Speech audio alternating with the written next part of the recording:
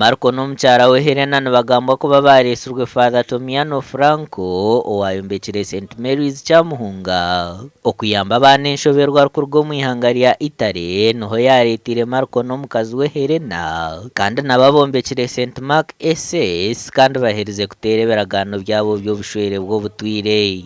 Nibaza abajinyabo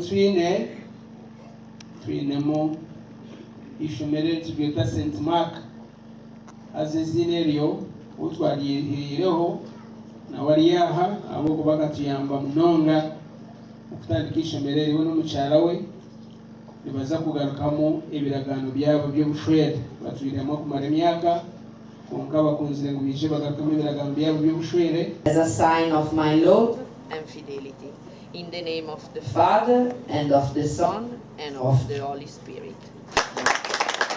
Bwani tubibera byo abantu bahereza mazima n'akamanisho ko kubasima bakamanya ngo ego Uganda ntubakunda na munonga ubuherezo bakutereza.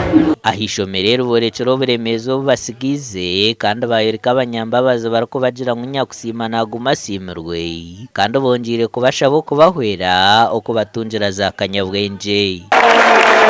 Congratulations Marco and Helen. Thank you very much. Thank you. In a similar way, I would like to extend our request as the St. Mark community that we would love to have advanced level, that is senior 5 and senior 6 through you next year. Thank you very much. Thank you. As you know, the number of students has increased and therefore we are faced with the following challenges. One, we need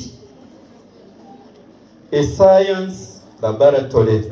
Aba itaraba babire bizere kurambura ishomerera hiryahika. Your future is in your hand, in your brain and in your heart. Because every one of you here can improve yourself, can grow and make the difference to become the best person possible.